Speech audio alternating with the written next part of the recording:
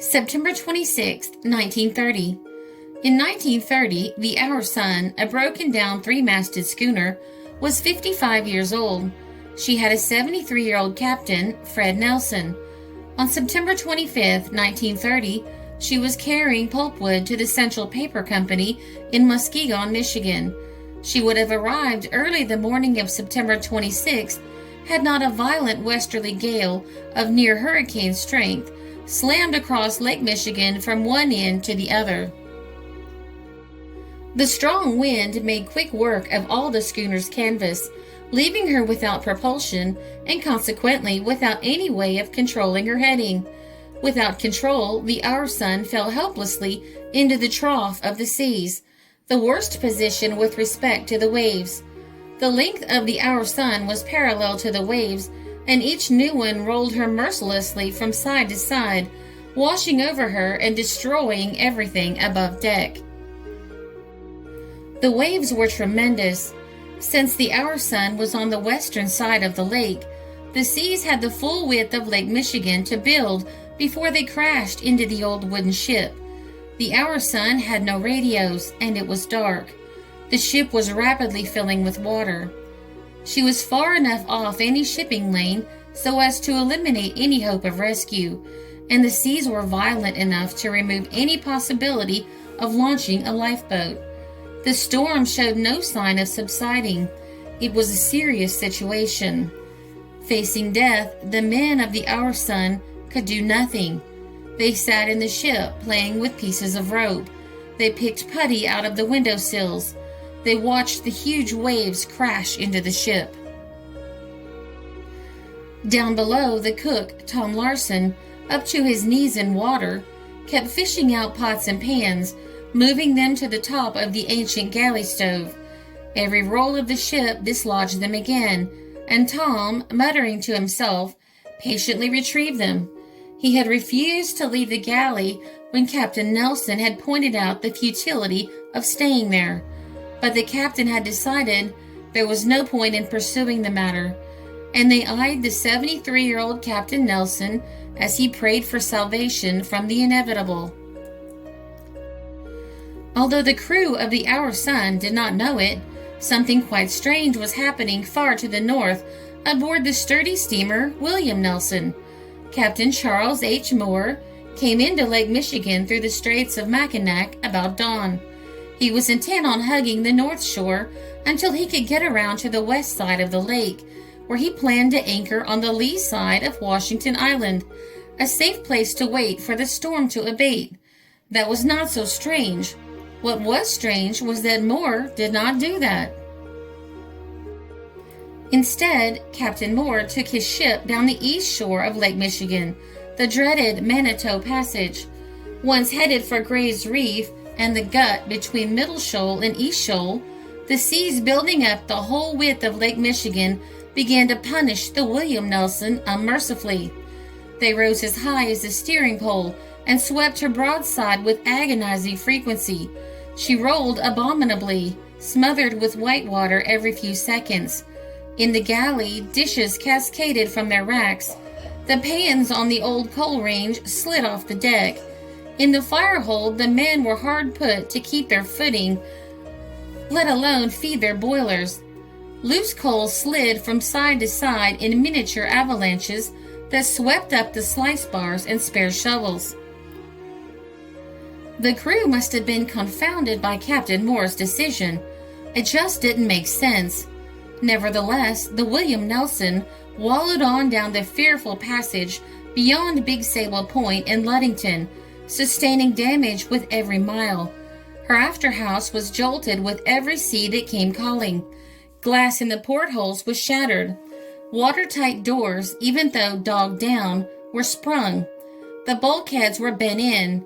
Forward, the steel companionways between the Texas deck and the pilot house had been wrenched loose. Captain Moore once more altered course drastically, hauling hard to starboard and steering directly west toward the far-distant Wisconsin shore. Butting into the huge seas that now assaulted her head-on, the steamer suffered still more damage. Her forecastle deck was pushed back about 6 inches, bending the stanchions and beams. Then the pilot house windows were plucked out one by the wind and seas boarding her over the bow.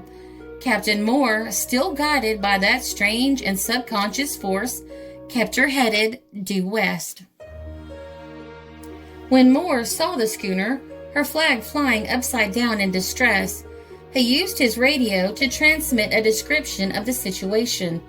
He circled the schooner, pouring oil to reduce the severity of the waves.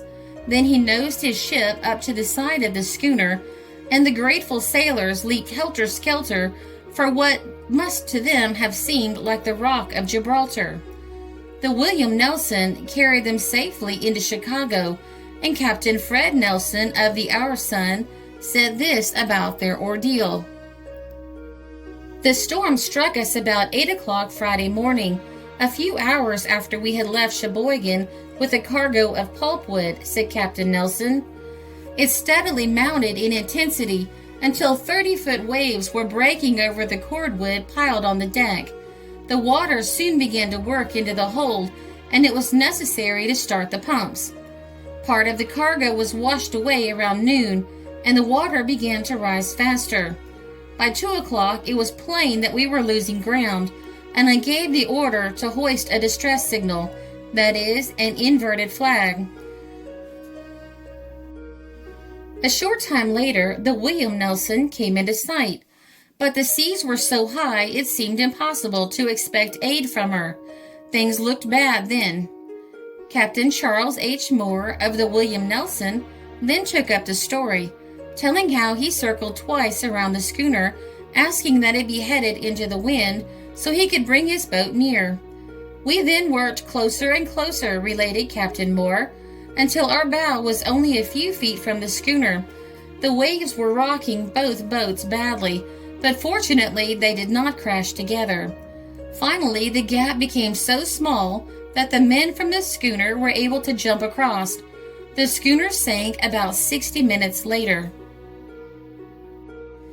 Adding to the strangeness of these events is Captain Moore's history of similar rescues. Moore saved 7 from a sinking yacht in Georgian Bay in June 1922. In November 1926, he saved 3 from a disabled yacht in Lake Erie.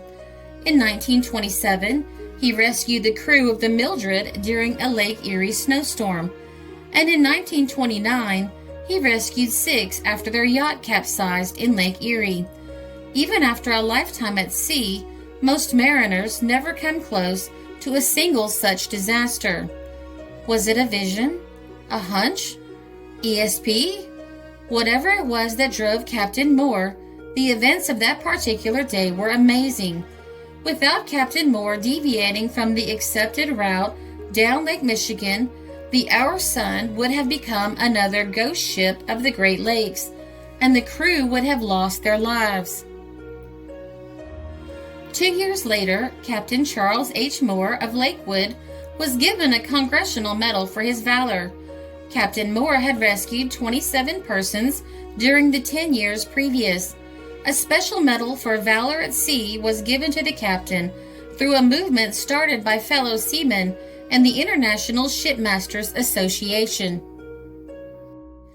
The Our Sun itself had an interesting history. It was built in Sandusky, Ohio in 1875. She was the second of the ships built for Captain Harry Kelly, the first one being the Orphan Boy. The Our Sun was quite a bit larger. She was a 3-master with several square sails in her foremast, and as she measured 720 tons register, she was capable of carrying 1,500 or 1,600 tons deadweight, an enormous lake cargo in 1875, and then too much to get through the Welland Canal readily. While the Orphan Boy was still earning dividends, and her successor was yet on the stocks, a heavy blow fell on Captain Kelly. His firstborn son, for whom he had destined this paragon of the lakes, was drowned. It was a disaster to the parents. The mother was heartbroken. The father, rallying to the support of his wife, went on with the launching preparations for the new vessel. When she plunged into Black River with a mighty splash, as he ripped the covering Stars and Stripes from her sternboard, He pointed to the newly painted name which the flag had concealed. It read, "Our Son." "She's the finest monument any sailor ever had," said he, kissing away the tears that streamed down his wife's cheeks. "Harry would be proud of her." The son prospered like the father's orphan boy. Captain Kelly sold her in '79. He had already sold the orphan. She went down with all hands in Lake Michigan afterwards, drowning 12 men. The son had several owners, towing behind the steamer J.H. Outhwaite with the barge Genoa in the 90s, and going later on the Milwaukee Register under the ownership of Winnan Schlosser.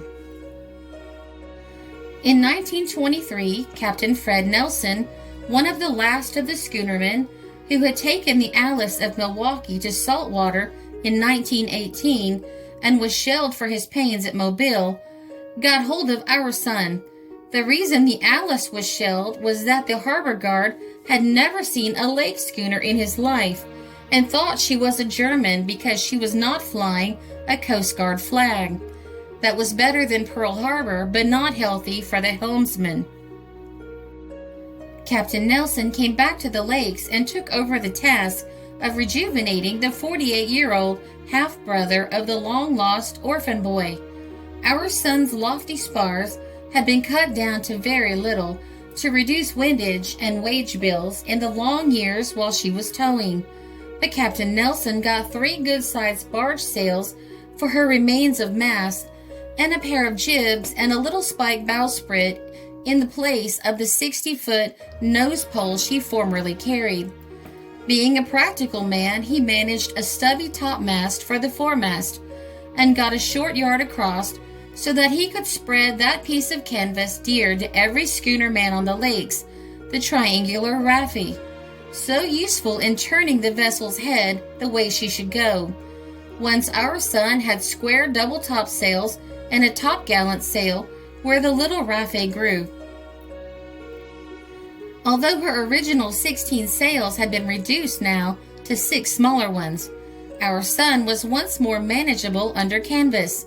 She was not independent of tugs for docking purposes, no big schooner was, but she was no longer condemned to the tow barge trade, to be dragged all over the lakes at the end of a hawser by some steam barge. For 7 seasons, Captain Nelson sailed her with tremendous cargoes of spruce and balsam pulpwood from Georgian Bay for the Muskegon Paper Company's plant on Lake Michigan. Poor old son, she no longer looked anything like the father's and mother's Consolation of 1875. She had been built up forward and aft like a Spanish galleon to make room in the hold for cargo and keep her crew from getting rheumatism in their bunks, for as she grew old, she grew increasingly damp downstairs, though pulpwood cargoes guaranteed that she would continue to float. She had drooped so much at the ends that the height of these fore and after castles was not very noticeable. A sort of turret or lookout tower was built so that the man at the wheel could see over the high cabin top. When they took the bowsprit out of her to save tangling with the tow line, they also took away her fine curving stemhead and cutwater and left her snub-nosed. Her attenuated rig was smart and sailor-like, and when it blew hard enough, it could drive her at her old speed of 12 knots. But when it blew that hard, Our Son hastened for shelter, hoping to arrive all in one piece.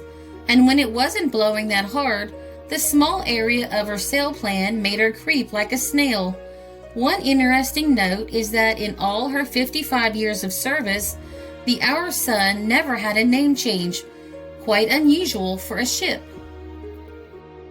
The last schooner in active service on the Great Lakes was the J.T. Wing, a 3-masted turn schooner, as they are called in the East, brought up from saltwater a few months before the Sun was lost, and engaged in pulp and lumber carrying on Lake Huron up to 1938 or so, when she was taken over for training purposes by some of the U.S. services.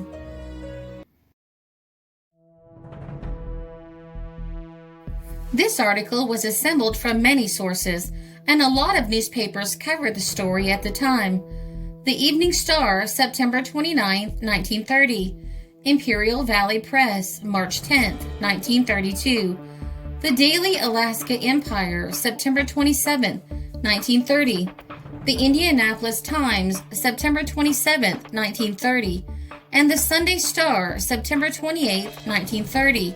Wikimedia and the BGSU database.